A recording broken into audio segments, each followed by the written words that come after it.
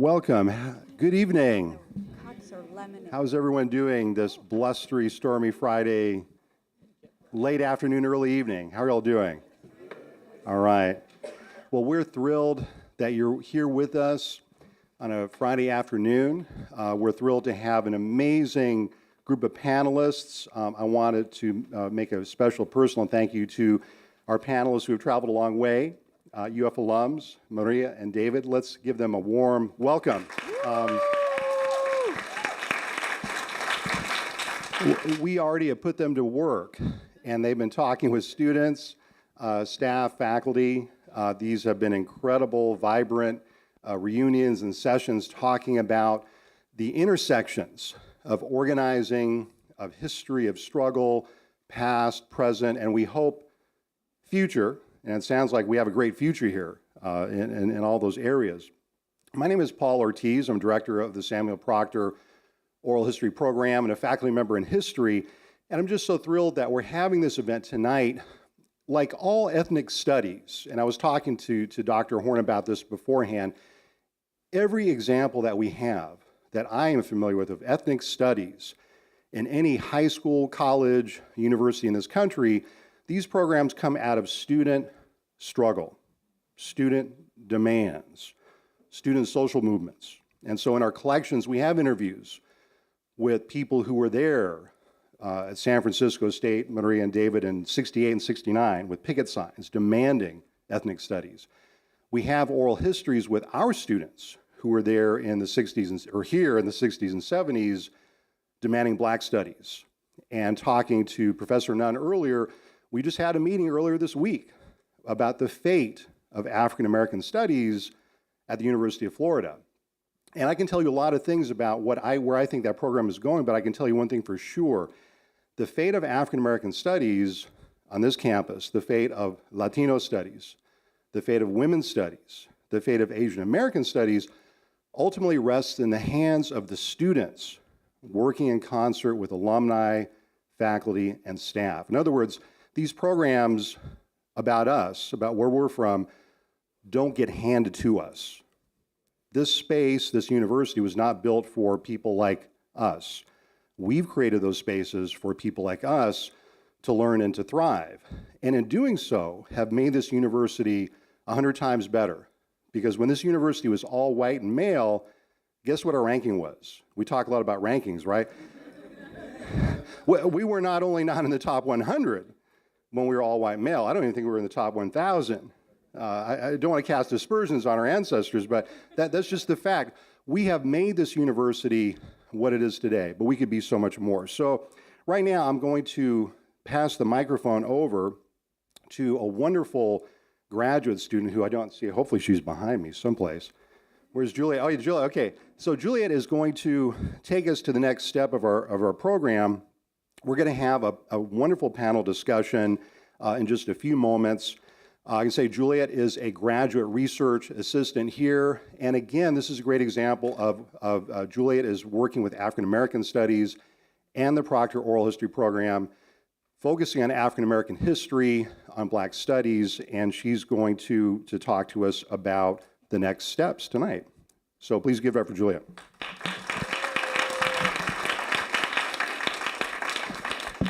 Thank you for being here tonight. If I were to make a guess about the audience, I would say that most of you here tonight have a familiarity with the space, and you are here today because you follow this legacy. But there are many here who may not be familiar with the space, Institute of Hispanic-Latino Culture and Institute of Black Culture. In either case, I hope that you are able to gain some knowledge tonight. I say some because our histories cannot be reduced to 180 minutes nor a semester. There is always much to learn and unlearn. I hope that tonight there will be knowledge that is shared. I remember when I first learned about the history of these spaces. I also remember that it was what it was like when I would share these stories with others. In passing down these stories, something always felt a little bitter.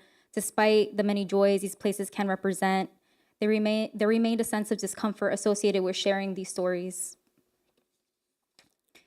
I think for me, it came from the knowledge that these spaces did not always exist, like much of the campus had for a long time. Spaces like the Institute of Black Culture and the Institute of Hispanic and Latino Culture were not always wanted. They did not want us to have it then. How about now? It depends on who you ask. The knowledge that they did not want us to have space then can serve as an indicator that we were not supported at that time. Yet today, we still fight for these spaces, whether it's a physical building or of the self. This is to say that spaces like the Institute of Black Culture and the Institute of Hispanic and Latino Culture are not equally preserved like many of the other buildings that exist, nor are the bodies in which these identities reside in. The sharing of these stories was also bitter because I realized that myself and many who value these spaces, it had often come with what are many times traumatic experiences related to white supremacy. These spaces are often a refuge because of the campus climate. In reality, while the spaces have become home, we have to understand the origins of these spaces. We have to take it upon ourselves to learn because the larger institution does not always tell us these histories. When first introduced on college campuses through the demands of activism, Black cultural centers were supposed to serve as just one step that was to initiate creating a campus climate that was going to be just for all students. The activism brought about a series of demands, of which included the implementation of educational systems and institutional structures that would not be structured to deprive any students within this educational system. That is to say simply that the buildings themselves was not all that was supposed to result from this activism. The houses, while important and in many ways, should not have been suffice. The institutions who received these demands could have, if they had chosen to, have actually implemented and continued implementation to create a just campus. In the present time, we find ourselves without these spaces, and although there are plans for its reconstruction, much time was spent on overemphasizing and framing by the institution as to the physical appearance rather than also the creation of institutional structures that can ensure political leverage. Such tactics are harmful because they force many to begin fighting off these attacks on our communities and do not allow us to more readily address the larger systemic issues that are present. Overall, I guess the sharing of the knowledge that comes with telling these stories of these spaces has been bittersweet because it comes with the realization that I tell you these stories of these spaces out of the necessity when I wish I could just share them due to pure joy and pride. But I celebrate the joy and pride by passing on the knowledge because the knowledge is a form of survival. It is interesting to me that many of us who have worked in these spaces or have somehow come to be embraced by these spaces, we are the ones who continue on this knowledge. Whether it was you narrating the history through the tours of these spaces as a staff member, or if you were telling someone to meet you there and then explaining to them that these places exist, you pass on this knowledge. When I would speak about these spaces or when I would overhear others do so, in the back of my mind, I would wonder if these histories would ever cease. It is eerie for me right now at this moment. We are here tonight passing on knowledge, yet the context of the pain associated with these stories remains unchanged. However, the more knowledge that is shared and the more knowledge that comes to light, it has the power to remind us who we really are and where we really are. At the core of the issue of survival necessitates knowledge. What we think we know about these spaces may not be accurate because perhaps we only know part of the story. Do you ever wonder how do histories get told? What parts of stories are not told? How about the stories that do not get told at all? How does the gatekeeping of knowledge affect our understanding of truth? How does it affect the types of solutions we seek or what we even imagine to be possible? What tales have you been told? Who told you these tales? What is the story about Black Thursday? Do most people on this campus even hear about Black Thursday? What about the origins of La Casita? What about the countless things that proceeded and followed this?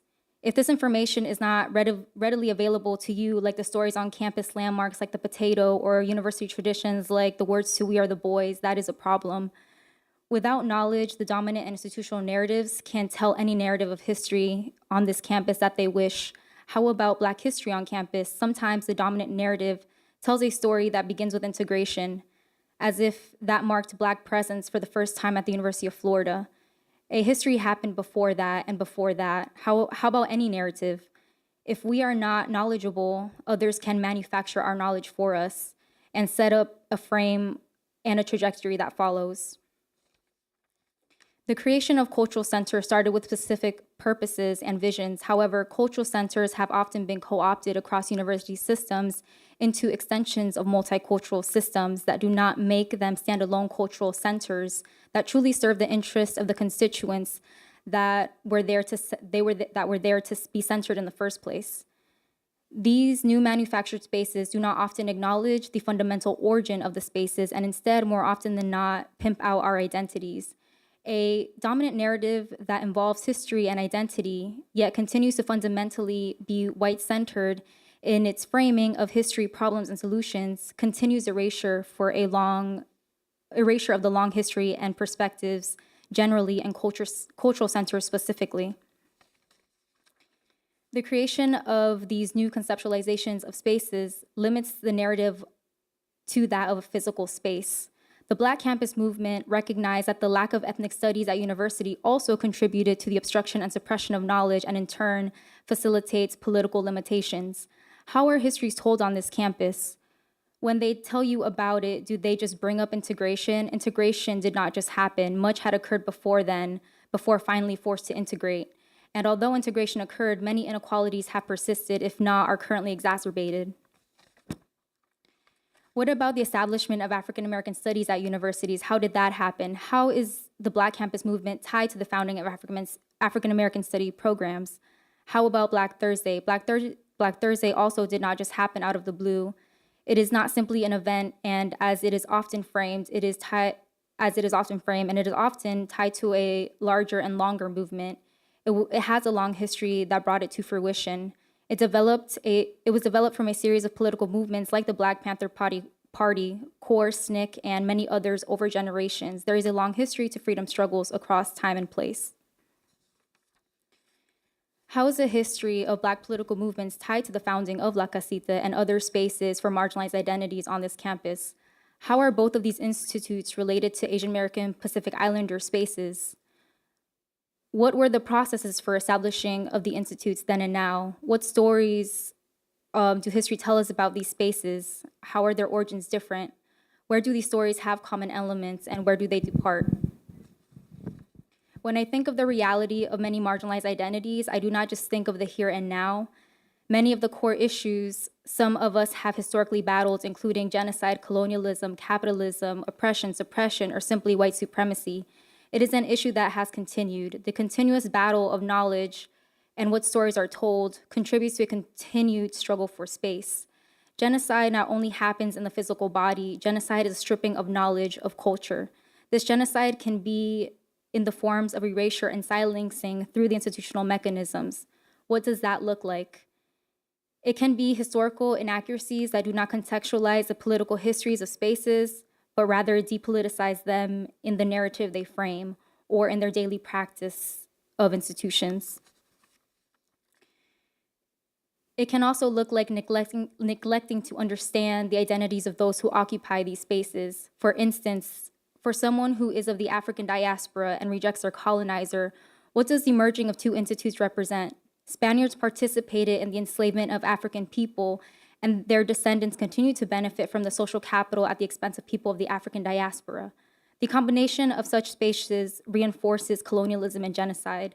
A lack of knowledge serves as a detriment to all who believe in freedom from oppression.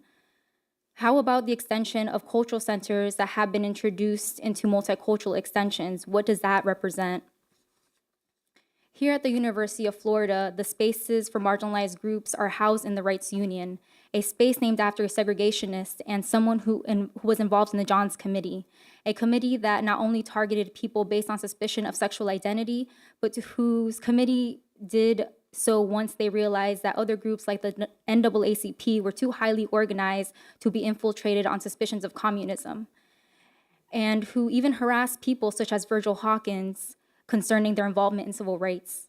I am a student who took the time to find out about this history. I refuse to believe that the institution and those who they pay to represent our interests are oblivious to this history.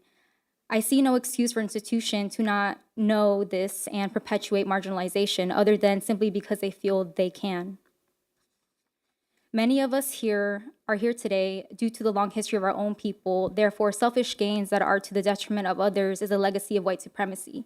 It does not matter what physical form you embody. You can be a vessel in which to use your positionality for the advancement of white supremacy, rather than the advancement and uplifting of people. One needs to be aware of the ways in which these systems work. It could possibly be a waste of time for us to wait on people or institutions to recognize that the ways in which they move are not in the spirit of our histories. But as long as we are able to recognize when someone or something is not here to serve us, we can move towards addressing it. I would like to thank the NOLA Ibicita organizers and their supporters with much gratitude. With their efforts, they were able to bring pressure against injustice that would have, if unhindered, attempted to erase cultures and history. I thank their supporters because oftentimes supporters are vital to sustaining and reinvigorating their spirits. Through the efforts of these protests came the opportunity to develop a course on the Black and Latinx history at the University of Florida. But importantly, with support, there has been the opportunity to implement it and to teach and to learn in such a class and to further document these long histories.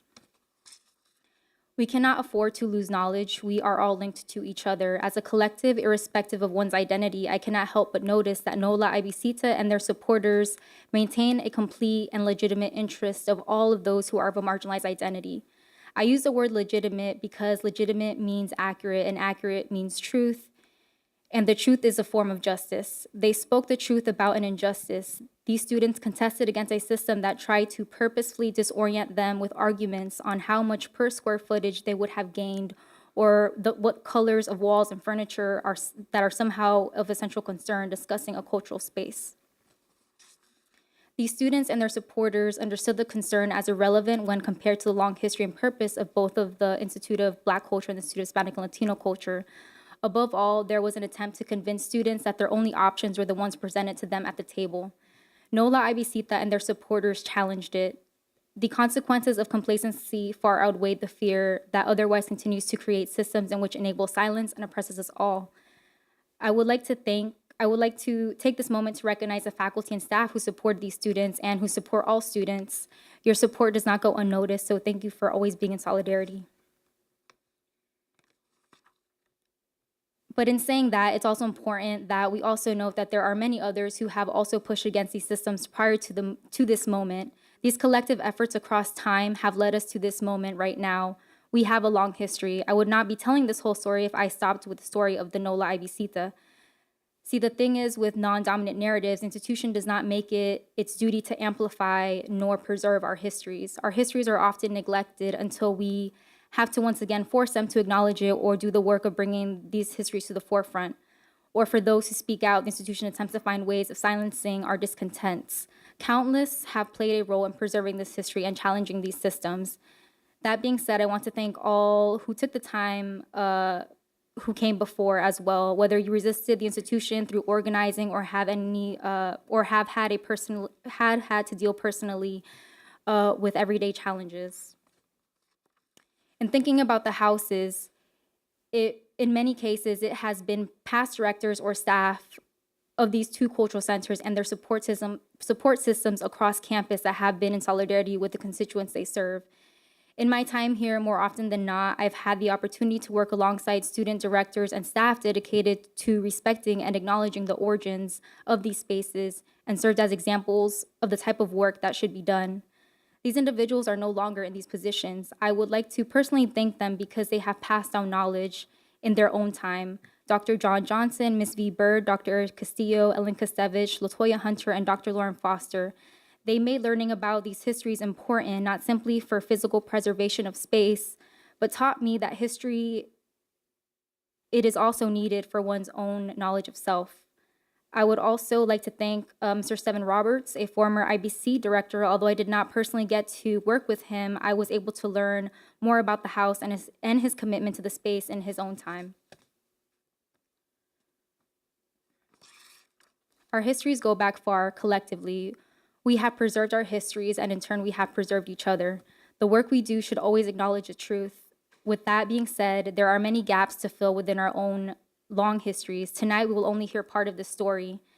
I would like to acknowledge our panelists and the audience for being here tonight, and also everyone who helped make this event possible. Thank you for your commitment to this important discussion and the circulation of knowledge. By building knowledge, we are able to remove what is false and in return establish our foundations further. Thank you.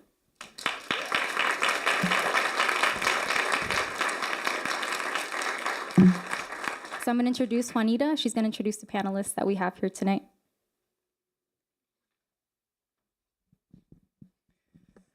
Hola a todos, and thank you for being here. Quiero darle la bienvenida. Welcome to all the panelists. And so I'm going to give you a short bio before we get started.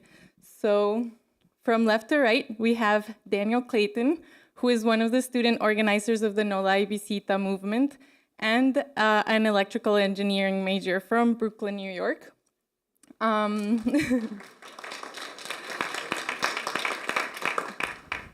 Next, we have Christopher Garcia Wild, who is a student majoring in microbiology. He found a home at La Casita, where he was an ambassador for 2 years. And this led him to play a significant role in the summer protests of the No La Visita movement for the separate houses as well. And he's currently serving as a co-chair of the Reconstruction Project.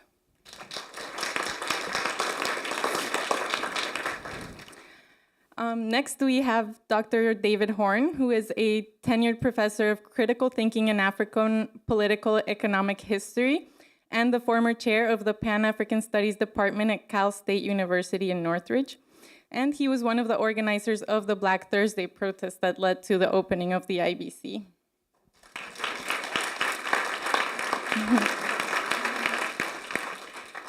And then we have Maria Masque, who was born in Cuba and raised between Venezuela and the United States. Maria is a former refugee. She is a lifelong activist, an urban planner and a planner and urban designer, an artist, writer, and the former director of La Casita. So please join me in giving them a warm welcome.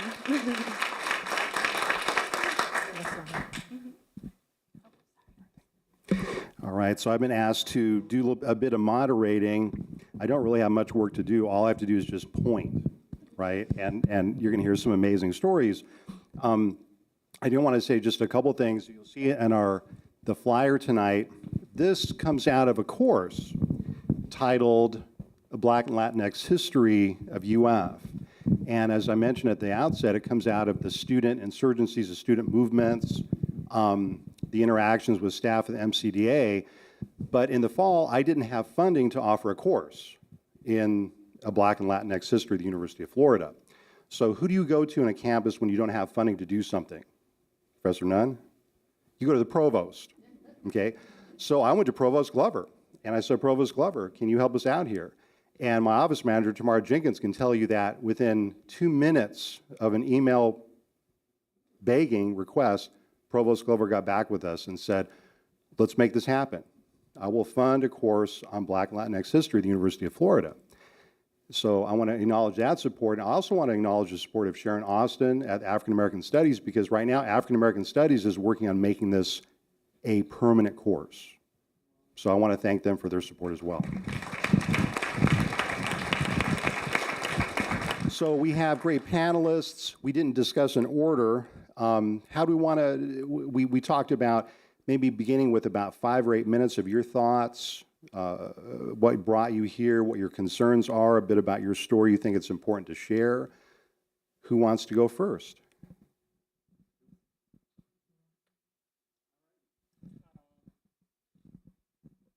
Hello. Hello, everyone. Again, my name is Christopher Garcia Wild. I'm a senior here at the University of Florida, and I used to be an ambassador at La Casita. So just some opening thoughts about my role in the movement that we had last summer and my experience as an ambassador there. So I was first brought to that space looking for comfort, looking for safety at the University of Florida, because I didn't feel like I was surrounded by people similar to me or people who understood me. And when I found La Casita, I felt that, so I volunteered my time. I would go there in between classes, and I've made connections, and I got a lot of my political education there as well. So the terminology and the language that we use in organizing or in discussions about dominant narratives or social justice, I picked that up at La Casita. But I also picked up friendships and support systems at La Casita. I picked up mentors, faculty mentors, student mentors. So the space meant a lot to me.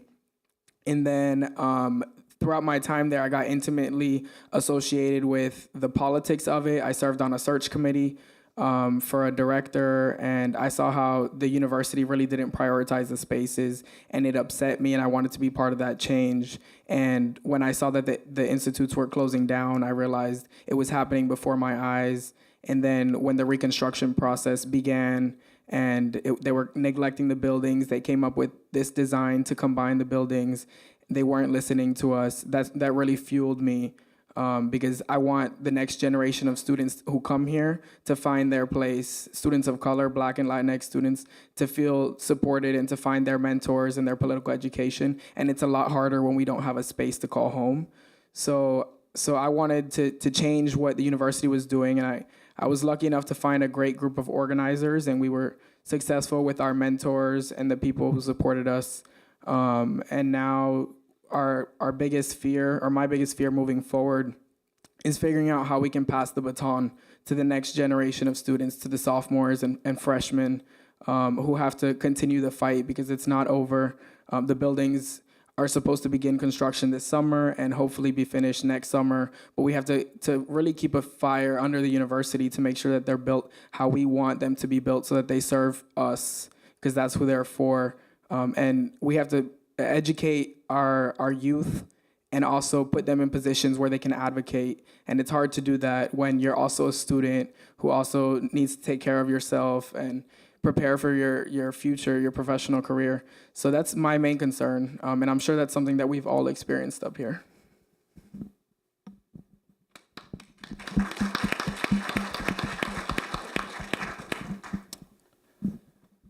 Very short story. I'm not going to take up too much time, but in the spirit of SPOP, oral history, of course. And it really started on a very hot summer afternoon when I'm getting text messages from friends about a webinar, a visualization webinar for these spaces. And I'm frustrated that I can't be there because my professor just doesn't understand, and I have to be in class taking summer classes. Anyone who's taking summer classes at UF, you know it's hot, it's terrible, but do what you have to do. And I'm hearing about the disaster that's going on just a couple, not even less than a mile up the hill. I'm down the hill at the engineering building, and this is happening at the Wrights. And I just could not wait to get out of class because I'm just like, what is happening here? What's really happening? I heard about the petition in January, garnered over 1,000 signatures. That wasn't recognized by the university. And now I'm hearing about, literally to me, I'm seeing the destruction of history on this campus. And I remember reaching the Wrights, hearing that they shut down the webinar because students were getting upset. And architects were telling people, you should be grateful that we're even doing this for you. And I'm just like, how dare you? How dare you disrespect the legacy of so many people who put their careers, their jobs, and their lives on the line for a resource that has been a home for students of color on this campus? We don't have anywhere else here. In any organization, we're still not safe. In any respective space, that was the only place that we had. And it's just being callously mashed together as one space because we're all the same. And that's what diversity is to the University of Florida, homogenizing culture. They don't respect cultures. And so it was that moment where I was like, I'm very angry, but this isn't gonna be another moment where energy is just dissipated on social media or in conversations. A lot of times in student spaces, these things die because it stops at the forum. It's just okay, well, we're upset, we feel upset. We're seeing nooses in classrooms, we're seeing graffiti, we're seeing people walk around and spitting on students and doing all sorts of things, and we're angry, but we're not gonna do anything about it. And I was like, no, we're not, that's not how this is gonna happen because way too much has gone forward for this to stop. And so I think that it was such a unique opportunity because a lot of people who I got to know through that summer, I didn't know them before that. I knew of them, and I met a lot of people. I met Chad, who had a lot of experience organizing coming into our group. And I got a chance to meet Steven. I got a chance to meet Richie. I got a chance to finally meet Juliette. She's an awesome person, and her reputation far precedes her because she's an integral part of the history of these houses and the directors and just the stories of what happened to those directors. People are getting fired. People are losing all sorts of credibility. They're being threatened because of them showing how much they love these spaces. And so we didn't have a choice. And I think that's the one thing that I'm here to say to everybody, and that we all should walk away with remembering, what's that breaking point gonna be for us? Where we decide that it's not about being afraid of what's gonna happen. It's about being afraid of what's gonna happen if we don't.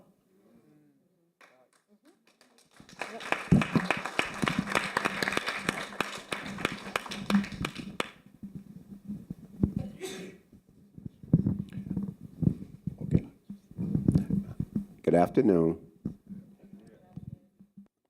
It has been a long time since I have been back here.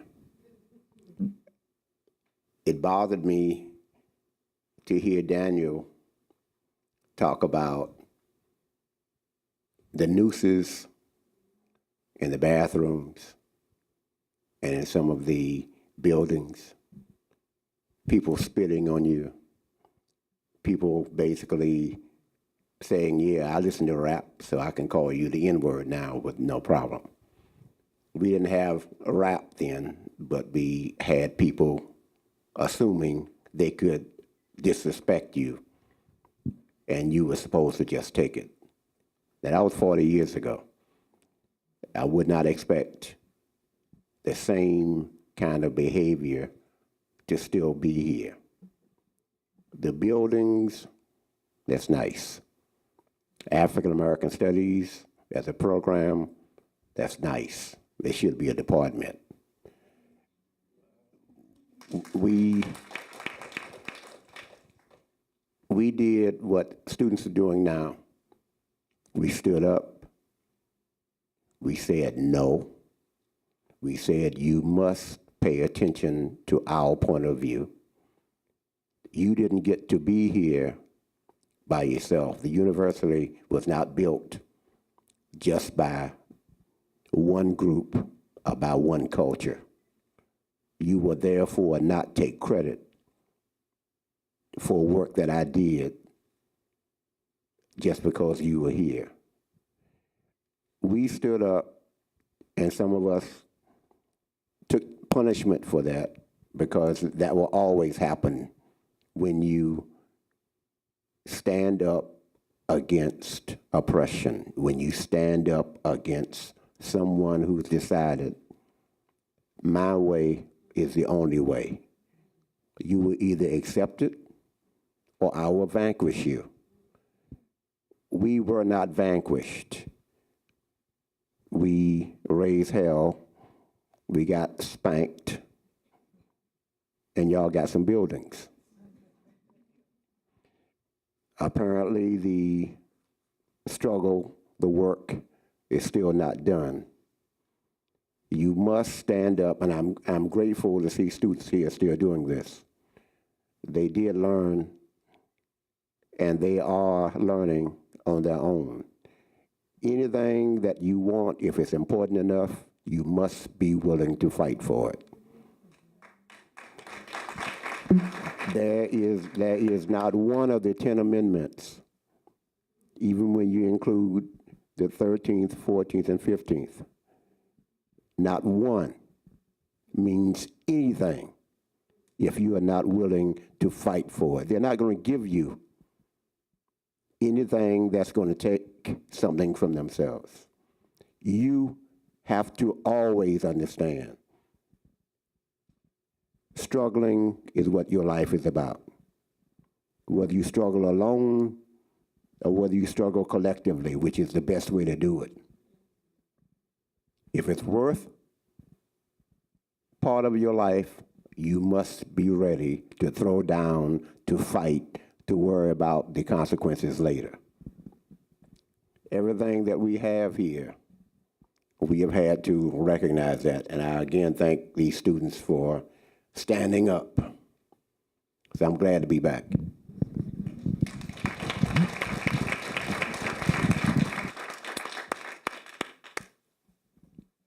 So, what am I here? Why am I here? It's a long, long story.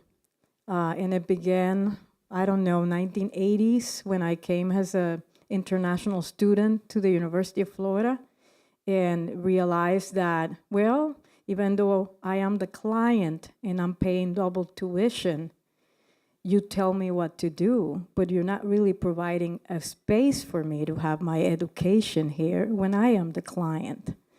And that story never changed. I've been in the United States for some long time now. And throughout the whole experience, dealing with the racism, with the sexism, with the homophobia, with all of the different isms that are part of an academic institution that is supposed to be training minds for the future was appalling to me. So I've been an activist my whole life. I began my life as an activist in Venezuela as part of El Movimiento Indigenista, which is the indigenous people movement, and then the environment movement, El Movimiento del Ambiente. And I came here, and nobody was gonna tell me that you cannot dance, or that you're too loud, or that you can't be yourself just because I say so. And so my experience, I have to say, is a little bit different than the majority of the Latinos who were born and grew up in the United States, because I grew up in Latin America. So that was a privilege for me to be in a country where people looked down on me, but my parents have taught me, you show them, girl, you know? So there was a big difference. And I have to say that little part of the story because that ties along with my being director of La Casita. And I decided I'm not gonna name it anymore, that long name, Hispanic, Latino, blah, blah, blah, after a conversation a few minutes ago. And I'm just gonna call it La Casita because Hispanic, well, Hispanic, her panic, our panic, you know, it's just not appropriate. We didn't come up with that name was given to us. And then Latino, Latina, the whole issue with the gender, and then it was given to us as well. So it's not our name either. So what do we call ourselves? So I'm just gonna call it La Casita because it was the home away from home. So for a person that came as an international student, to actually drive myself into the college and come back to the university and have been, I have been in that house as an international student when it was the Institute for International Student Affairs or whatnot. And so how depressing that place was back then. And then to be able to be director of a place that celebrated cultures, because the Latino culture is a mestizo culture that we have African, we have Chinese, we have Arab, we have Native, we have all of the different roots from all of parts of the world.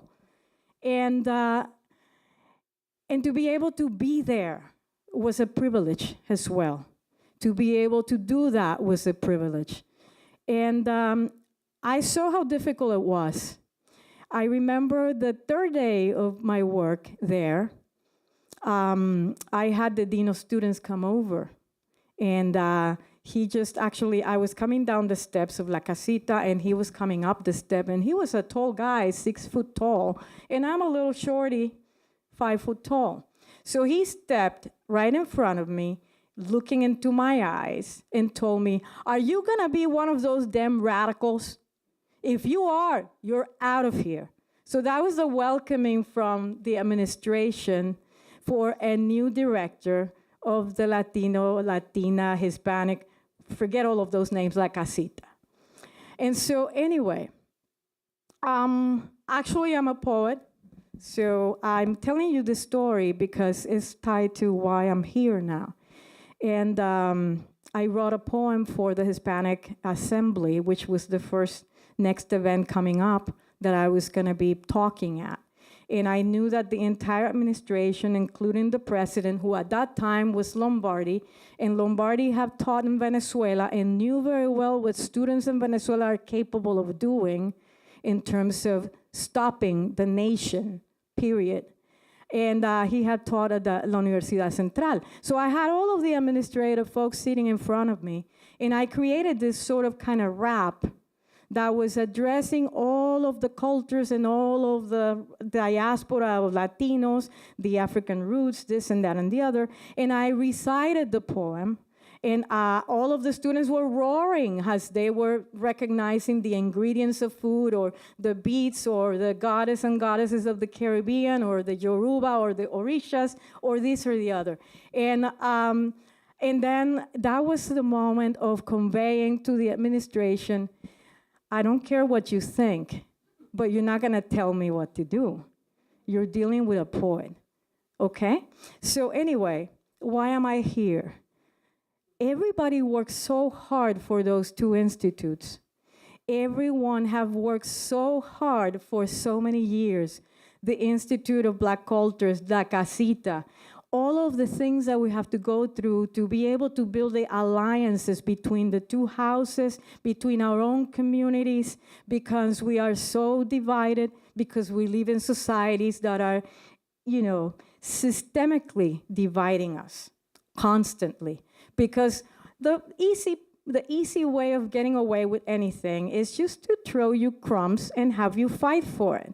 And then they don't have to do anything. They sit back, watch, and let it happen. So when I heard that the Institute had been demolished, and actually I was here in 2017, and I'm an urban planner, and I have knowledge of what redevelopment and gentrification and all of these things are, and environmental racism and all of these things are. I cried, and I said, I have to be there for this thing.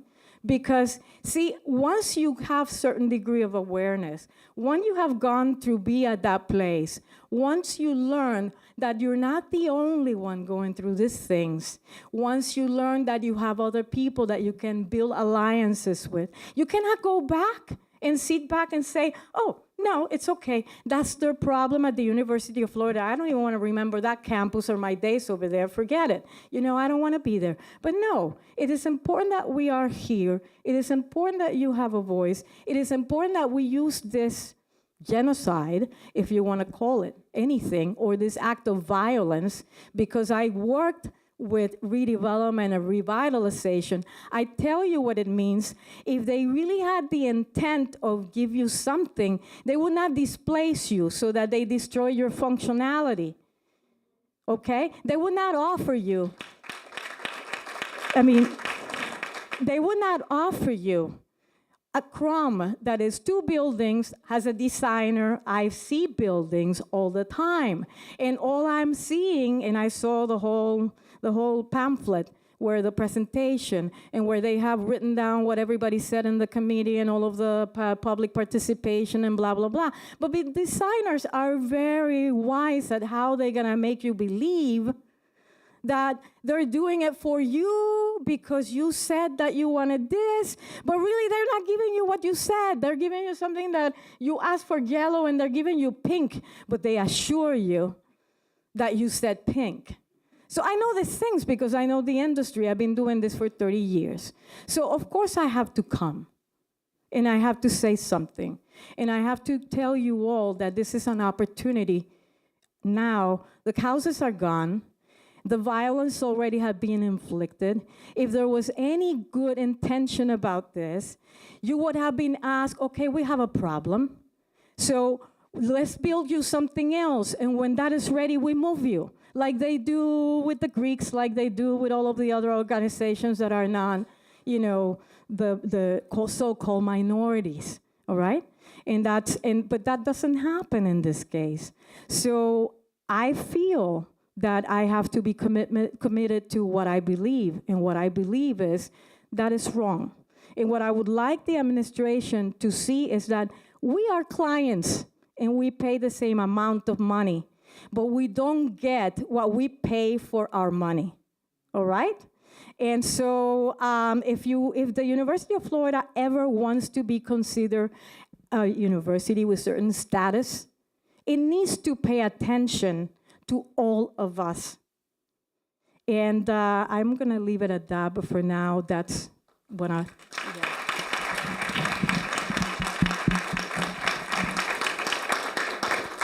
Thank you. Thank you for these wonderful insights and wisdom and knowledge and thoughts provoking us to move forward always.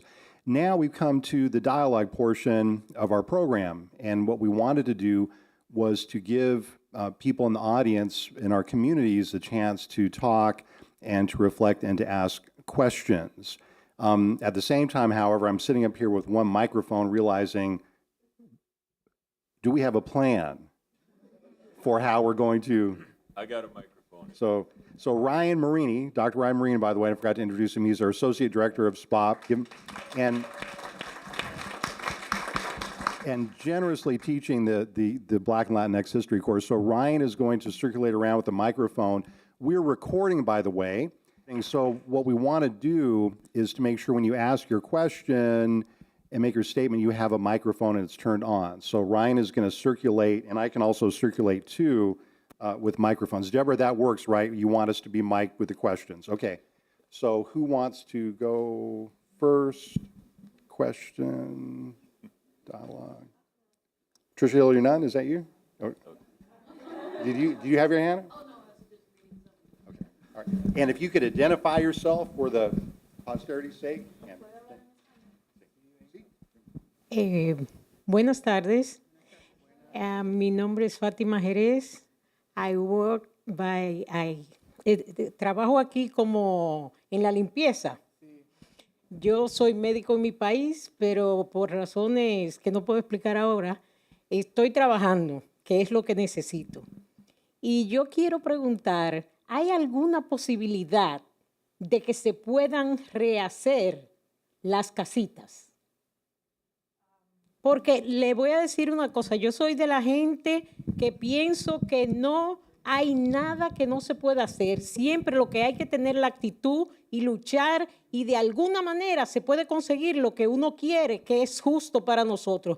Porque tan importante es el presidente de la universidad como una persona de mi grupo, que somos los de abajo de una vez, porque las bases necesitan ser fundadas por personas que ayuden en escalones a los que están arriba también. Y si nosotros no hacemos un buen trabajo, no se puede, como la institución, desarrollar de manera adecuada. Porque, por ejemplo, yo como soy médico, yo digo, bueno, Dios me puso aquí y yo lo que voy a hacer es que voy a cuidar la salud de las personas, porque si yo no hago bien mi trabajo, especialmente en los baños, aquí hubiera mucha gente infectada, con muchas enfermedades, porque tú no sabes, por bonito que esté vestida una gente, tú no sabes qué hay dentro de ella. Entonces yo hago mi trabajo, lo hago con amor, y un día me preguntó una señora, ven acá, ¿a ti te gusta tu trabajo? Y yo, no es que a mí me guste mi trabajo, a mí me gusta hacer lo que yo hago bien hecho y darle la importancia como si yo estuviera y he estado dirigiendo una pequeña clínica o en otras posiciones. Lo que hay que hacer es hacer las cosas bien hechas cuando usted necesita que todo funcione. Y yo creo que se pueden volver a rehacer la casita. Si todo el mundo nos unimos, ponemos de nuestra parte, luchamos y peleamos, la casita pueden volver a estar ahí otra vez o en otro lugar cercano. Eso era mi intervención.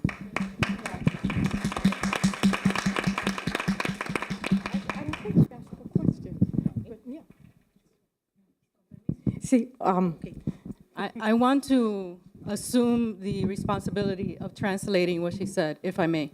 Yeah. Okay, she is a doctor, a medical doctor in her home country, and she is currently cleaning our floors and bathrooms at the university.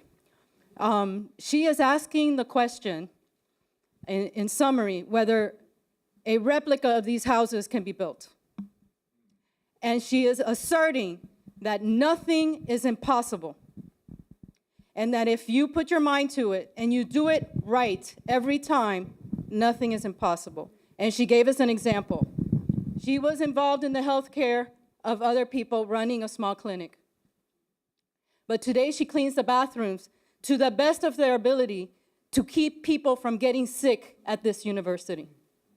And therefore, her message is if I can do everything that I have to do to survive in this country to the best of my ability, then you students can make anything happen in respect to reconstructing these casitas. And I apologize, it was not an exact translation.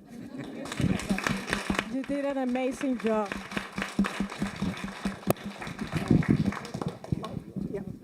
Gracias. Yeah, I'm Faye Williams, It's and on? I'm representing on? Electric. Oh, I'm sorry. I don't think she needed an answer, although she was beginning like a question. So thank you, Ali, for doing the translation. That is very powerful. Yeah. And I think that addresses a lot of things. And yes, I truly believe sí se puede. Sí se puede. Pero el asunto es que we can't expect for them to do what we want because they're not going to. We need to get organized and we need to go after what we need and we need to find the resources that we think are going to be appropriate to give the kind of information that we need to build these places, taking into consideration what we need. And what I mean is identity, character, sense of place, programming of how spaces function in our cultures. They're very different.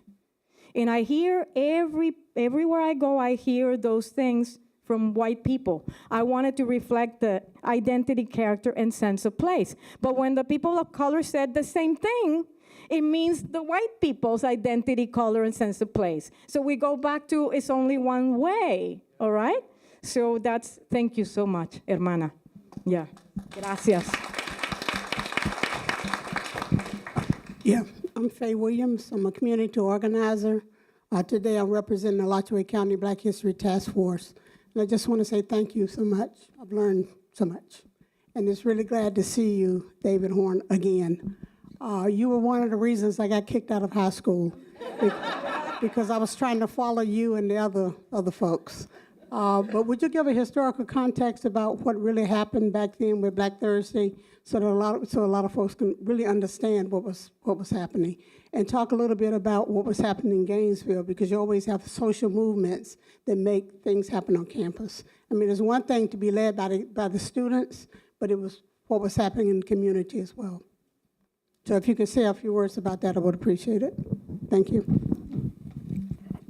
It's always dangerous to ask a faculty member to say a few words. I probably need to ask one of you to tell me what you think you know about Black Thursday. I've been hearing various versions since I've been here. I will tell you that Black Thursday was a strategic move by the progenitors of the Black Student Union on campus. A small group of Black students who felt disrespected, who felt they could do their academic work, who felt that they had earned a place on this university campus, but who were not taken seriously. We were part of a national movement for creating Black studies on university campuses. So we strategized about occupying the president's office because they wouldn't listen to us. They had done it other places. We figured they should do it here. We had a party, brought students out because they would come for a party when they wouldn't come for anything else. And as they were dancing and having fun, we locked the door and cut the lights back on, turned the music off, and explained that we were going to have a protest demonstration and that they had to participate whether they wanted to or not, because we were going to do it representing Black students. So if they didn't participate, they were going to catch hell. If they did participate, they may see a victory. But they needed to know what we were going to do. And by the way, this is what you're going to do, this is what you're going to do, this is what you're going to do, this is what you're going to do. And we understand your parents don't want you to be here, right, getting in trouble. They're paying their money for you to come to this university. So nobody should be going to jail. We're not going to do anything crazy. There'll be about 7 or 8 students who are going to sit in the president's office. Now, we're telling you this so you can't run around and say you didn't know. We're going to take over the president's office, and we're going to have a sit-in demonstration. If things go sideways, just go home. You are here to be students. You're here to be successful. The day came, we took over the president's office. Somebody called the police. They hadn't gotten there yet. Outside, a number of other people had their own issues, and they decided to come and join us. Not necessarily to help us, but basically to just be part of whatever was going on. Somebody decided to throw a rock at the administration building. We left. It's time to go. We didn't come to do that. That's not our movement. That's not our issue. Everybody didn't get out of the president's office. Some people got arrested. I got arrested another day. The president of the school at that time suspended or expelled all the black students who had been part of the sit-in. And after everybody was gone, in September of the next academic year, he did everything we'd asked him to do, everything we had basically demanded, everything we had written down, including the creation of some of these spaces, and then claim credit for all of it. Basically, everybody who got suspended or kicked out of campus went on and did well. They went to other schools. And they dropped all the charges. We took a step, paid a price, not the ultimate price, but a price, and some good came out of it. But again, as Daniel just said, they're still doing nooses in the bathroom, and they still, are sometimes challenging your right to be here 40 years later. Anyway, so I would like somebody to tell me if you heard something different about Black Thursday. We knew what we were doing. It was not an accident. But there was no throwing of a rock through a building. We did not challenge the police. That was not on campus. We had another group doing that off campus. The students who were activists then were like Daniel and the group he's working with now.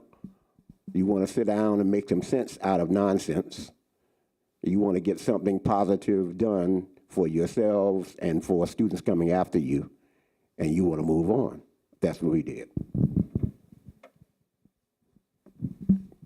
Somebody want to tell me what else? If you've heard something else, please let me know.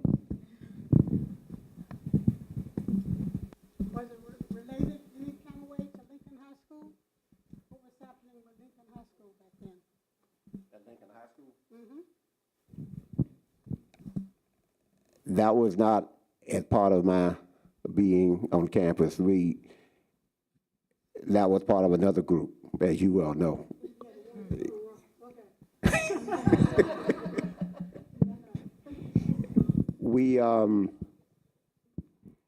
One thing about being black in this country, you must wear many hats and wear many different colors of clothing.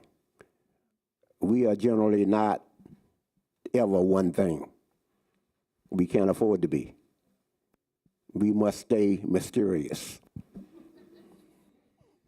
It's best as a strategy. Any other questions? You and I need to talk later, Pat. Hi, thanks so much. I learned a lot today already.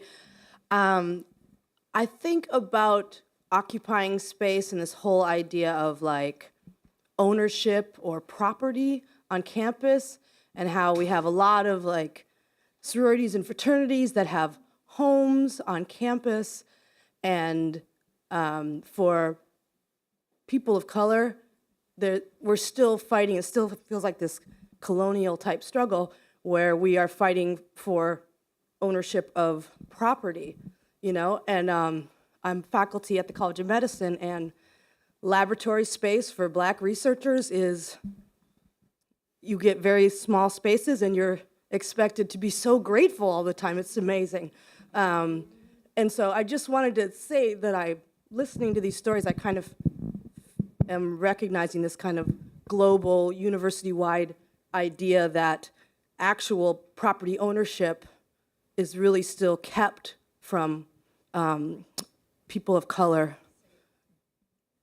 And I just wanted to see if you've had any comment to that kind of, or if, you know, the whole thing with the sororities and fraternities, that, you know, some of you students, I wonder what you think about that, just having homes on campus that are for our cultures, basically. I want to make a 10-second comment just before we give it to the students. It's interesting. You should be grateful. What's wrong? I love that comment. That is a universal response to our asking, is this all? Don't we deserve more? Aren't we worth more? Haven't we made you worth more? Their question is always, why are you so ungrateful? Yeah, I mean, my only follow-up to that is that the day things changed for me in my university career was when I realized that this school needed me a lot more than I needed them.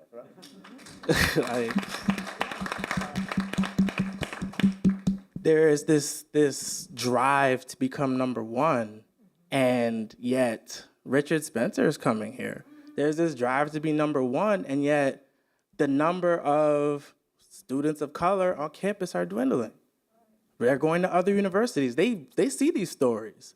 There used to be, and these were not necessarily university-led programs of recruitment, but they were faculty members who took it upon themselves to go to high school visits and to go and contact people and to send information and say, this is where the Black kids are gonna live. And this is where if you need to get things done, this is where you go. You know that you're coming up to Gainesville, it's a culture shock. You need to go get your hair done. This is where everybody be at. This is where you learn about, that's when you learn about the east side of Gainesville. That they never talk about the east side of Gainesville over here. It's like two different Gainesvilles, honestly. And so when you begin to understand as a student of color that I am just as much, if not even more important to the fabric of this place, that so many people fought for me to be able to walk on this campus, I'm not gonna tolerate disrespect. And so and I do resonate with that, because that is a consistent struggle in academia and outside of academia here, that people of color who are very bright, I don't think I am so impressed every time I meet Black faculty and staff because of what they deal with. We have that commonality of that struggle, but they're so bright. The research that they do, the contributions that they do, but then you're just reduced to, you should be grateful that we even let you sit next to us. That's so crazy to me. Yeah, I definitely agree with you 100% with that.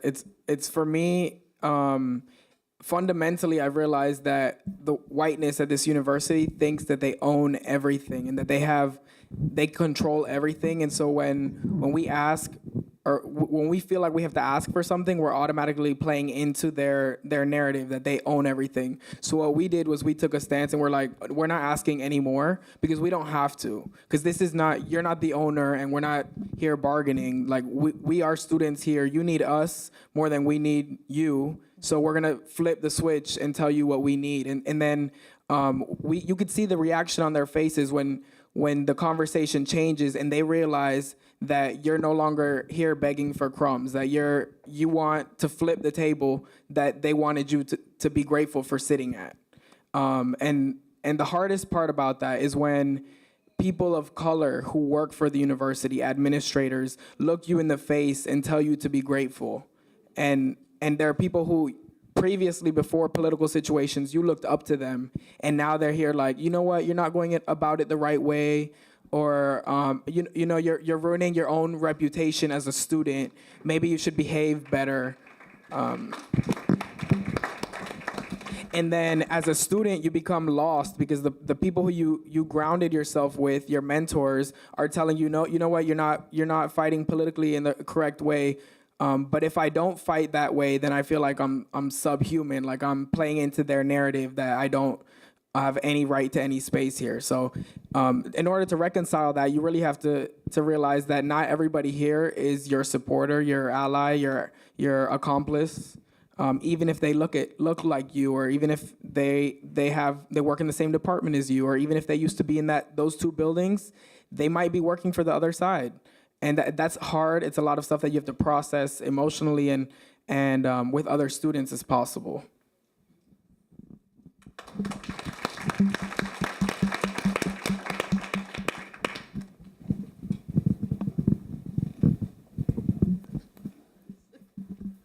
Hi, I'm Kenneth Nunn. Oh, you raising your hand too? You go first. Okay. All right, I'm Kenneth Nunn, and I am the lesser of the pair here. I teach in a law school. My wife will introduce herself, but I have a question, okay?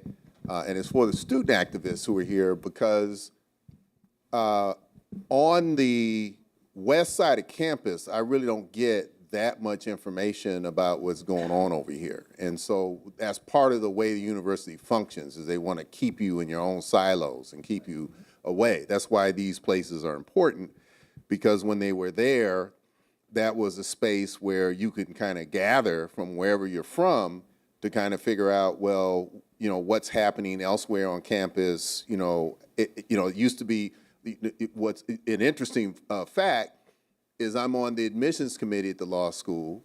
Their admissions of people of color, particularly African Americans, is declining too. And so they're like coming to me and saying, well, what can we do? What can we do?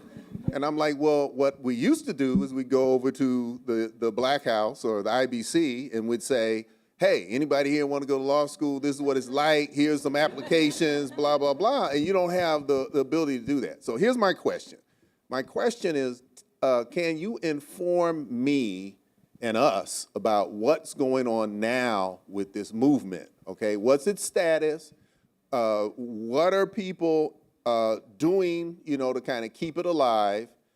Is there connection, between what the No La Casita movement is doing now and, say, for example, I understand there's some kind of dorm that's like a immersion, cultural immersion dorm.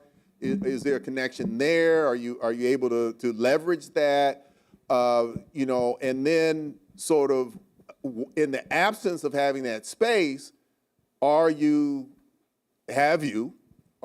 planning to take over some other space and make that space your space? So I'd just like to get an update on what's going on with the movement and where you're heading. So right. Thank you. I got you. So to answer the part about the dorm, there's a Black Cultural Living Learning Center, which is something that the residence department here made there was a task force that was created, and one of their potential solutions to improve the quality of education and support for Black students was to create a dorm building that would have programming to support Black students. But that occurs at Graham Hall, and I'm pretty sure it's basically just like events for students, like once a month, where it's supposed to be tailored to Black students. But I don't know how affirming it is. This is the first year they do it, and I haven't had a chance to speak to any first year students who've experienced it. But it's definitely not a Black space. It's definitely a white space, and they just want to like pepper in some Black programming. That's facts. And as far as where it's at right now, the project, so following the protests and everything, they created a new structure to redesign these institutes, and there are advisory committees and there's a project team. It's really messy because they wanted to create something that would be harder for students to leverage the university. And right now they have these visioning sessions where students attend the session, which we supposedly give our input, and then the architects are supposed to actualize that input and create designs. It's been a struggle because, you know, everything, there's a policy that says we can't do that. Or the Gainesville city has a rule that they want you to be a certain distance from the street, or they want buildings to be erect, no longer shaped like a house. The vision for the city is everything along University Avenue has to have more of a commercial look. And then the texture of the buildings has to match the rest of campus. So everything is a fight. Can I say something? Yes, please. I want to respond to what you're saying.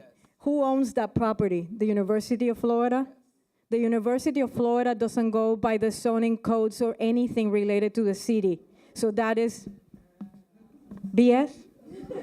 Yep, and it's so hard because we don't know these things. We're students, and none of us study design or architecture, so we don't know. And because of that lack of knowledge, they can put things over our head, like these are the rules.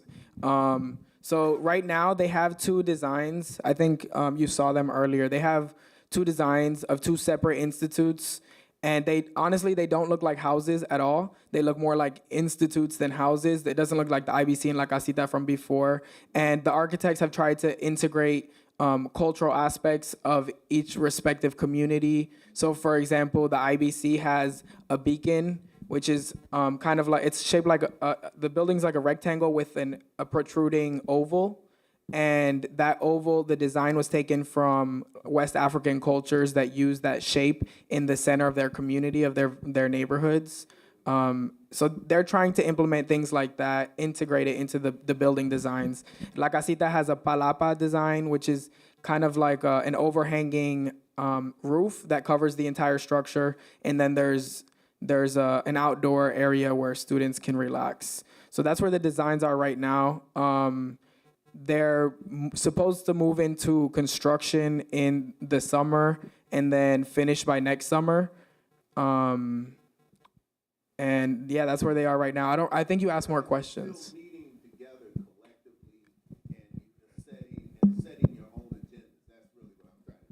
So updates on the movement.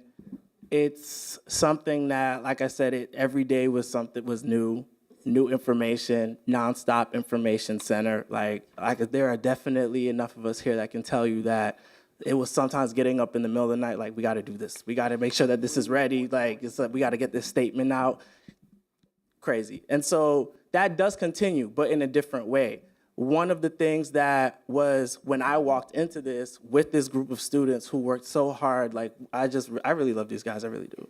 And one of the things for me was that we can't stop until we make sure that some of us are part of that conversation. Because what was happening before, there was a lot of smoke and daggers when it came to the committees originally. And we talk about institutional oppression and how the institution will turn us against each other. And that's what was going on. They were filtering out student applications when they were taking people in.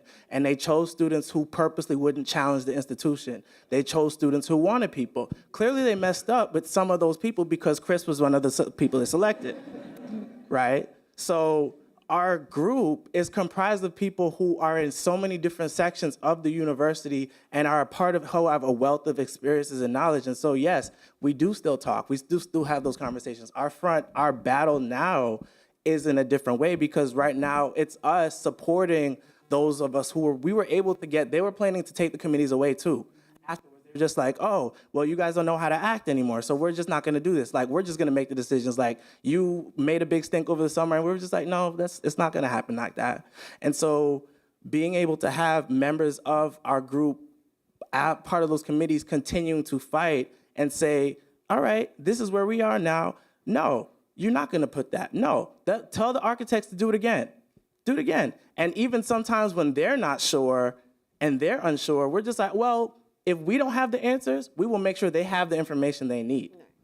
And together, we've been able to continue to push so that these spaces, they may not come back as Victorian houses, but they will be spaces that others can come and get the strength that we were able to draw from when we were there. So to answer your question succinctly, it's still alive and well, and we're not done.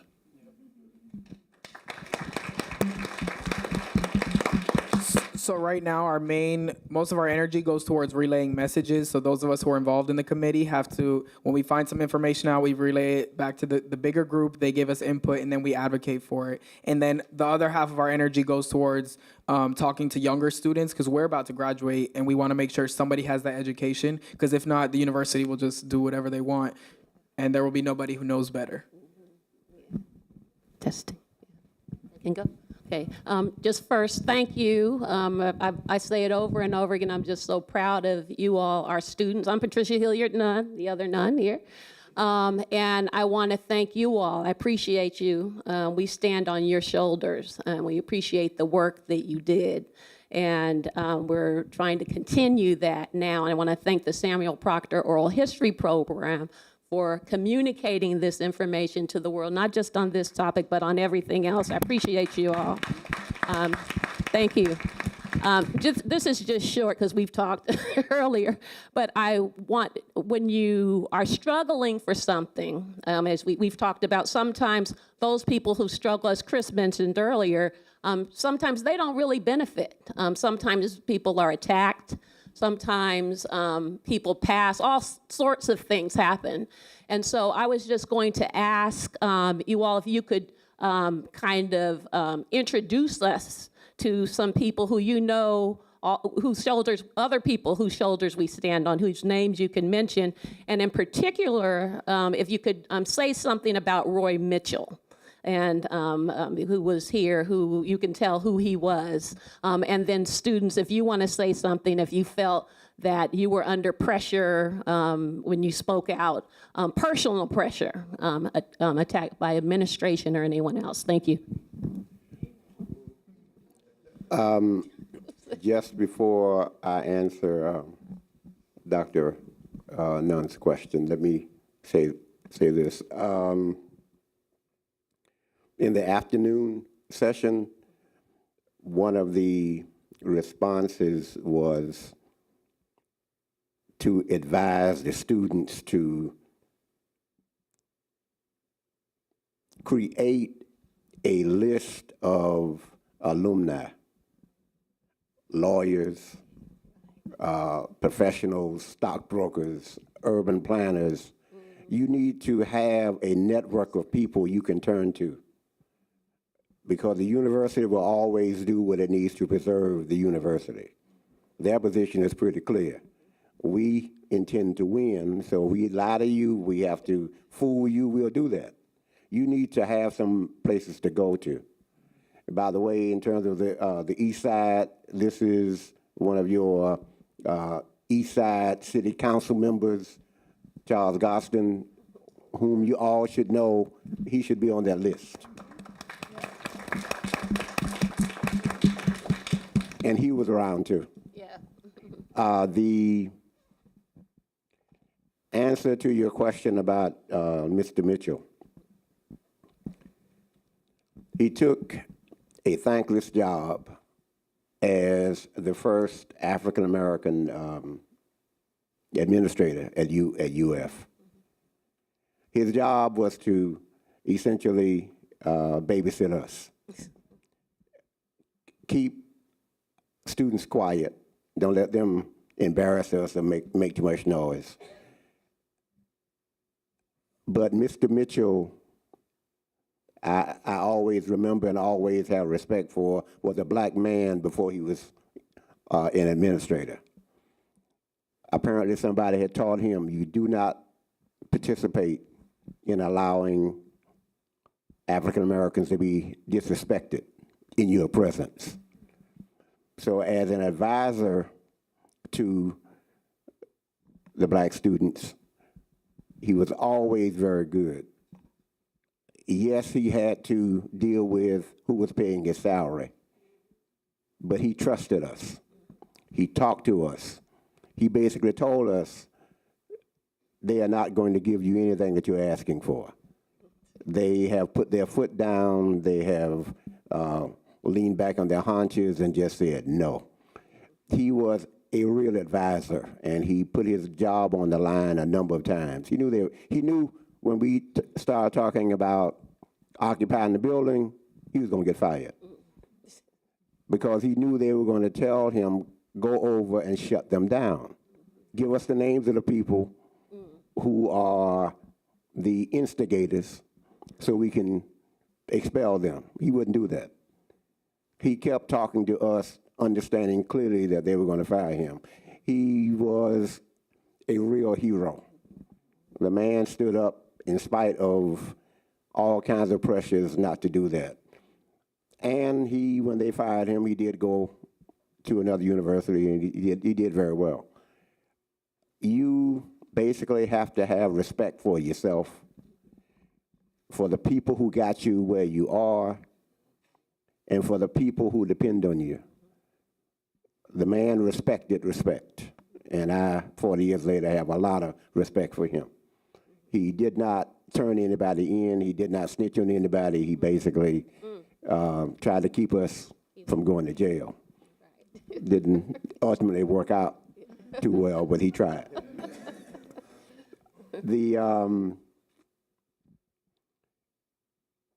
Dr. Foreman had already been on the campus by then. Students had basically participated in helping to interview him and to get him hired. Very good man, a good scholar, was not willing to do the same thing. Had tenure considerations to deal with. He essentially stayed out of it. He didn't snitch on anybody, he just stayed away. He was not part of it. Sometimes when the battle begins, if you know you are not up to it, just stay out of the way. You don't have to try to get in it and then end up hurting somebody or causing somebody to have harm come to them. And it would have been better if you just stayed out of the way. You are not going to be the champion. You are not going to push any fight forward. You got to know when to. And Dr. Foreman knew to stay out of the way. But otherwise, a very good man. But no, Roy Mitchell was a real hero, and you have him on the wall. He belongs on the wall. Some of the other information that I read in the article, I don't know where they got the information from, but that's why I ask if somebody can really tell me what you have heard about Black Thursday. That would help me. Did that answer? Yeah. Oh, yes. Thank you.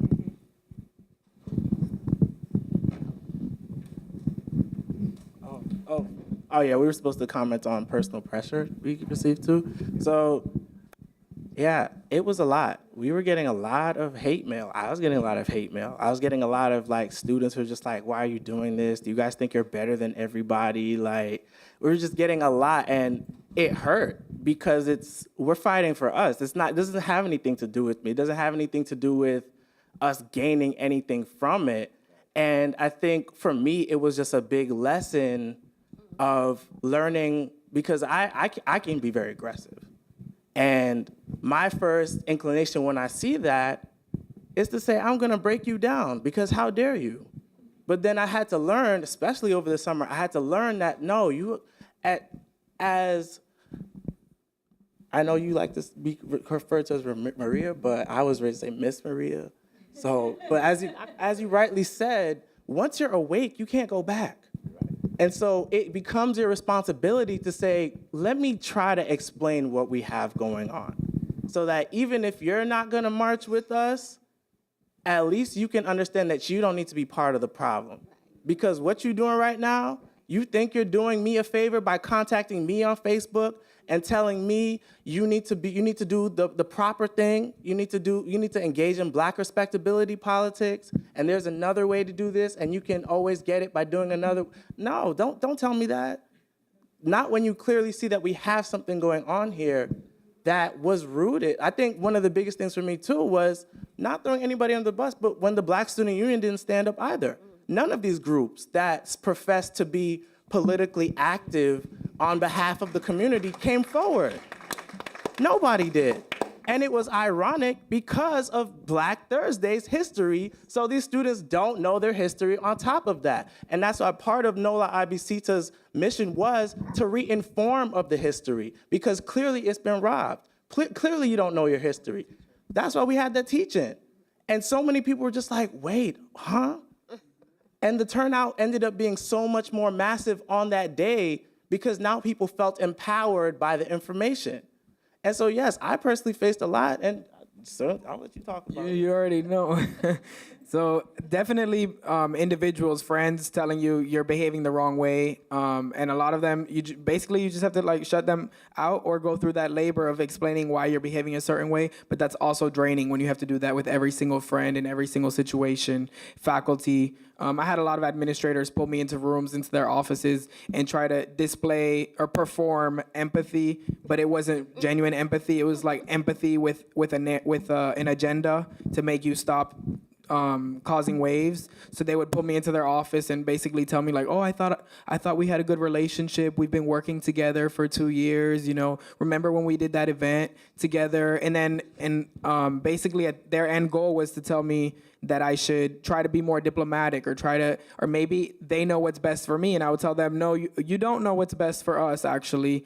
And if you disagree with how we're going about things, I'm not going to sit here and continue this conversation because I have organizing to do. So a lot of times I had to burn bridges, and people talk about, oh, well, it's never good to burn a bridge. But sometimes those bridges are bridges to nowhere. They're illusions, and it's a dead end on the other side of that bridge. So if you have to end a relationship, then end it. And so I did that. I lost a lot of relationships. There was nobody in that department that oversees those 2 buildings that supported us, not one person. So we had to find support somewhere else, and that we found it in our ethnic studies departments, especially African American studies, which is a program, which is not a department. So we found it there, and that helped us deal with some of the pressure that we received from our peers and from administrators. But in addition to that, I personally experienced a lot more pressure than that. So on Wednesday was the day that we protested, over 100 people. We put out a fake flyer saying we were marching to the institutes to have like a memorial or something. We ended up going directly into an administrative meeting that was happening, and we did that on a Wednesday. And that Friday, I received an email from the Dean of Students' office saying they were opening an investigation against me. And I was in a really busy time of my life. I was taking the MCAT 6 days later. My grandfather had passed away that week. And the first person I went to was somebody who I will not name out of safety concerns, was someone in a department here at UF. I went to their office, and everyone there were people who actually genuinely supported me, because it was the organizers I was with. And we brainstormed, and within like 30 minutes, I had legal counsel who could represent me.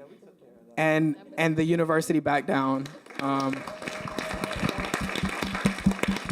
And so I can't tell a lot of the specifics about what happened, but I will say that it was direct retaliation for the methods that we used to kind of disrupt what the university was doing. And so that was a lot for me to take on as a student, in addition to everything else that I was handling in my life. But that was the pressure that I received. Thank you. Thank you. I would like to, can I say something in reference to what you just said? The investigation. That word really got me interested. And I just want to say this for the records, and planners always say things for the record. When I was director of La Casita, 1995 or 1996, we have leaking problems, continuously reporting them, and so did IBC. And nobody ever bothered to come and help and fix those, because we were not important then, and we're not important now. So I want to suggest that there is an investigation on why those 2 buildings were disappeared, instead of being 2 historic houses, like any other historic house in the good areas with the people with money live, and I'm saying good in quotes, all right? Those get renovated. The carpenter comes and fixes the wood in the structure, and then the plumber comes and fixes the plumbing, and those are renovated and celebrated. But that house happens to be occupied by what they consider the wrong people, the wrong tenants. and Ortiz in the east side of town, those don't get renovated. They get bulldozed, and then you get gentrification, and then you get university campus on the east side, and you get all of this expansion that is so good for campus, but it's displacing people. All right? So I know that we need to think about moving forward, but in order to move forward, we need to leave this history documented. And it needs to be investigated why the years of neglect, because that's what it is, neglect.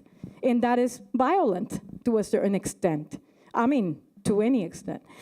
So I just wanted to say that because I'm glad that you mentioned that. I didn't know what was going on with all of that.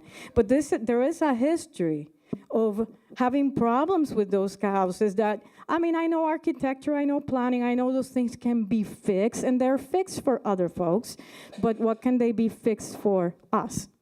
You know, so that's something that keep in mind, that things, if you don't use the momentum, there is no later, because they're gonna sit back and wait for you all to graduate, and then the voice is lost. And once you lose that voice and that sequence, people will forget. And that's how we erase the institutional memory of African Americans, of Latinos, of Native, or any group whatsoever. So this is an opportunity to really get together with the city of Gainesville, with the county, with anybody, anywhere where you can find coalition building, your community groups, and Cuanda Ya, anybody you know out there, and just make it a community issue, because the University of Florida is in this community, and we all are members of the community. And I want to finish this thought with one small thing, and that is that we are just the microcosm of the macrocosm. So this is just a time where if we are not pushing forward, things are going to be taken. So we need to be together and work those coalitions and continue to move forward and really be mindful of who we are talking to, because some people might make promises to get to know what we're doing, and then they just go around and tell the other people what's going on, and then you get student expelled, or you get people who trunk their careers because of this, all right? And it shouldn't be the students needed to be doing this, but lamentablemente, it is the young people who make all of these revolutions because you did it when you were young. You're doing it because you have the passion right now. What happened a week ago or whatever with the March for Our Lives is the young people. So I have never seen more eloquent people in my life than the 11-year-old saying, we have been talking about this for years, and now because it happened in your white school, you know, now we get to listen to you. So please work with the students. And this is an opportunity for everybody in campus. This is gonna be for everyone. And yes, sí se puede. It can be done, but it needs everybody together working for it. All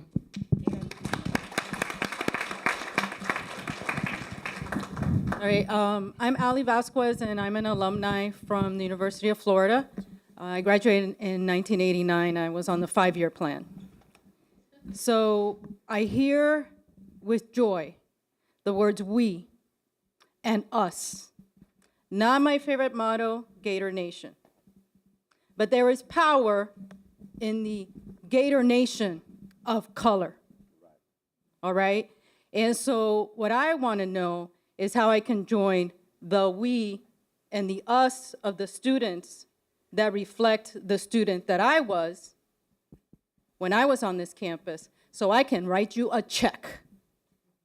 Because unfortunately, when you get to be my age, that's how I become part of the we and the us. I write a check. All right? So if there's a foundation for the IBC and La Casita with a bank account, I need to know where to write that check. And I invite anyone who has a degree from the University of Florida and an ethnic background of whatever that is to write a check. And I know this is a little bit indelicate, but I've never been tactful. Thank you.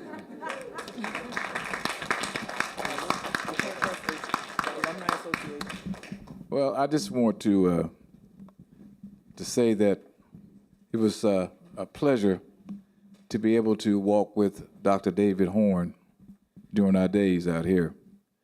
I was born and raised right here in Gainesville.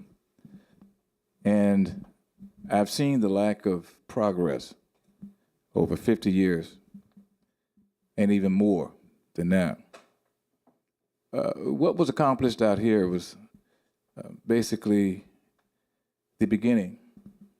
There was never an end, and there's still not an end.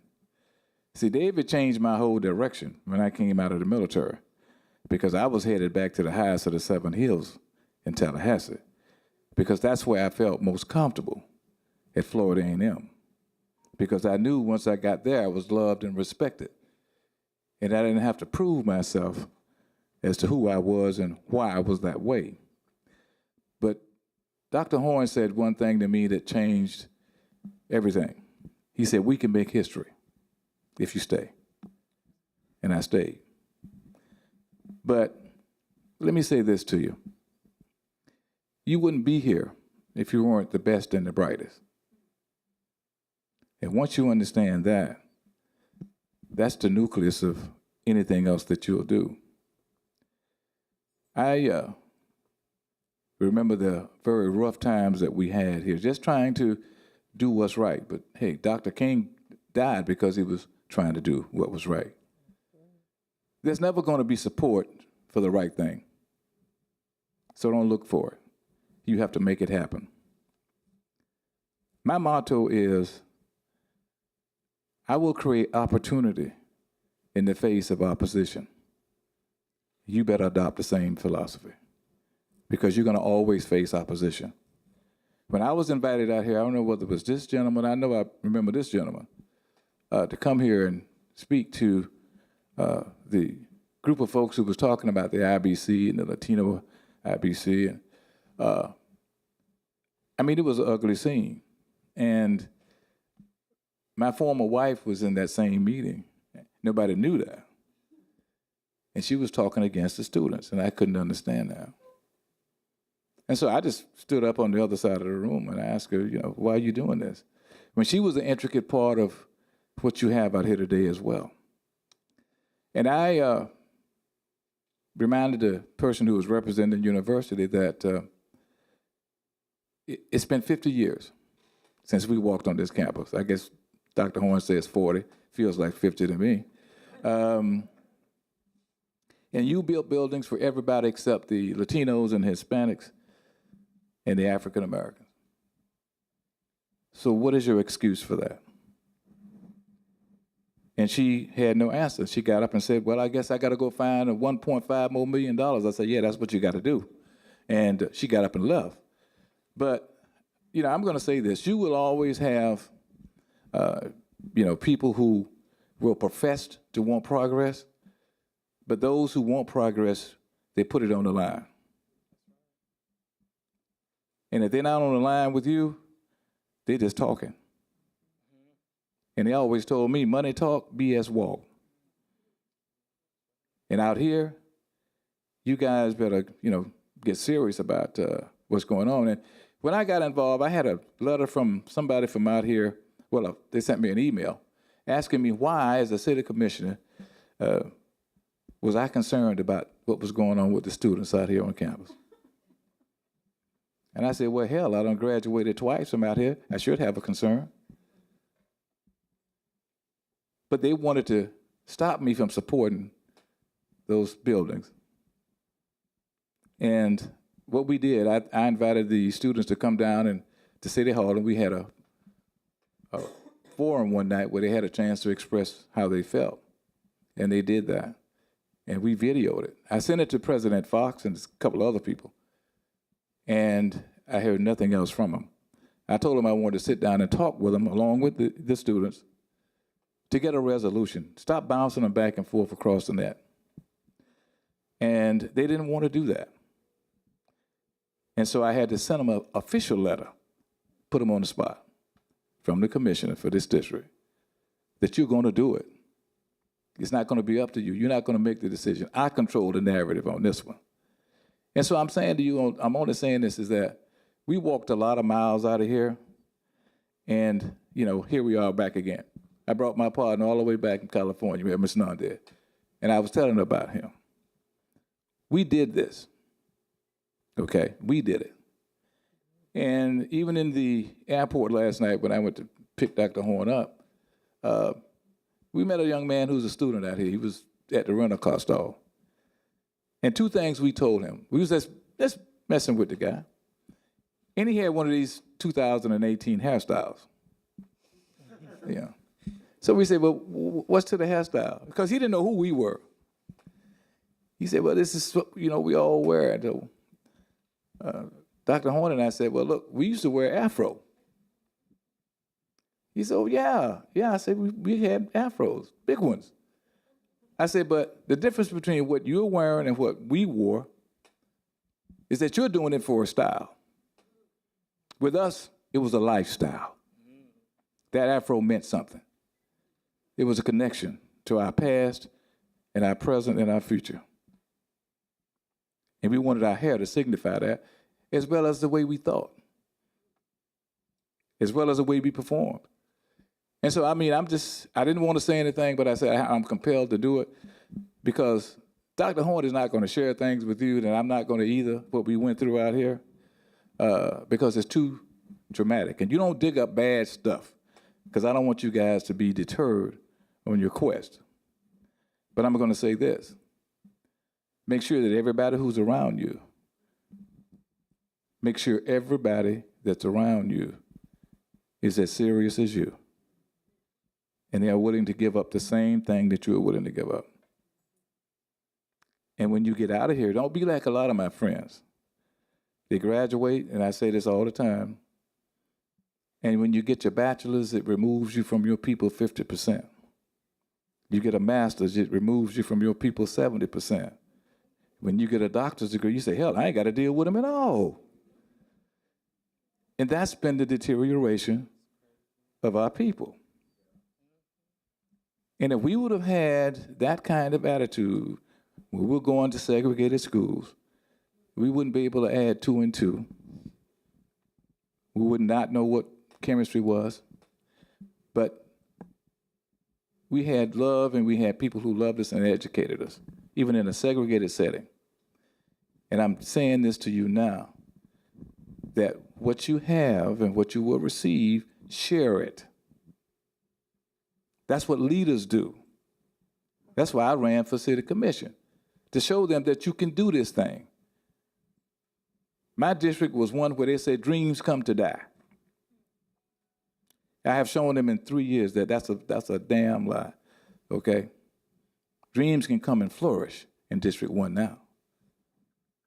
And I don't beg people to believe it, but in the next couple of months when things start popping out the ground like mushrooms, then the tangible proof will be there. But I'm saying, you better stay close to each other. You better find out who you're working with. You better be serious about what you're doing. Because if you're going to stand on my damn shoulders, you better be for real. That's all I can tell you. But believe it, it can be done. Everything else has been done before you to make it easier for you to do it. And so I wanted to tell you that as far as the city is concerned, as long as I sit behind that dais, I'll do everything within my power to make sure you guys are going to be treated fairly. That I promise. Thanks a lot.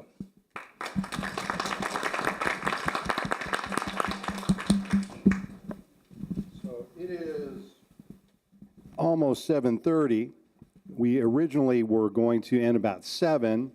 And the energy and the power of the narratives and the stories has carried us to the moment that we're in. I want to make a few announcements as we wrap up. One is, put our students in this course, Black and Latinx History of University of Florida, to work.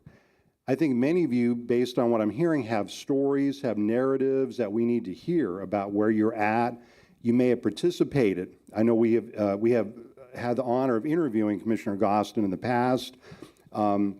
Many of you here have important stories. And so again, put us to work. We have an incredibly smart, hardworking group of students as David and Maria can tell you this afternoon, we want to hear your stories. Right now, we're passing around a sign-up sheet. Please sign up, and you can get newsletter updates. We teach courses every semester in oral history and shaking things up. And I think you've heard a little bit of that. Right now, we're a social justice-oriented oral history program. We're one of the top 10 oral history programs in this country because we have a social justice, we pursue the truth wherever it takes us. So the second thing I'll say, well, I was going to talk about fundraising. So now usually at this point of the program, as the director of the oral history program, I have my hand out. However, many of you I know are longtime supporters of the oral history program, but I want to follow up, Alan, what you said earlier. We have the important calling here tonight of supporting these two very important institutions that will not be rebuilt the way they need to be rebuilt if there's no perception that there's no support. So I'm going to open my checkbook to this cause, and I hope everyone here that can do so will do that as well. Can I hear amen? Amen. Okay. So the last thing I'll say is, as we're closing, I want to give our panelists a chance for some final thoughts, but let's continue, let's keep this momentum. Network building, movement building. Professor Nunn asked us earlier, what is the state of the movement? Many of you have said, where do we go from here? Let's not let the momentum just kind of die down. Let's keep the institutional memory alive. Let's keep collecting stories. Let's keep struggling together. So as we wrap up. It's been a very, very long 2 days. But I would say again and again, if we don't do it, nobody's going to do it for us. That's it. That's all I really have to say.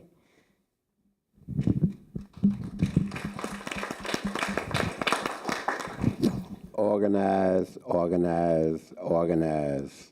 Vote. Congress has got to be transformed in November. Yo quiero decir que la lucha sigue y que no hay nada imposible, that the struggle continues and there really is nothing that's impossible if you want to make it happen. And all I really got to say to close this off is thank you. Thank you for coming, but especially thank you to Commissioner. He was a huge help this summer, and I spoke to Dr. Horne on the phone, and he gave me that, and just thank you to everybody who's been that resource. I can speak for all of us, but I'm really just speaking for me too, because it's so important. I had such a twisted, skewed view of what professionalism and color looked like. And I am sitting in front of people who have told me that you don't have to play that game. You can have integrity. You can be yourself. You don't have to change your hair. You don't have to conform, and there's a respectful way to do things, but you assert your right to be just as anybody else. And so that's my closeout. Thank you so much for just showing me the way.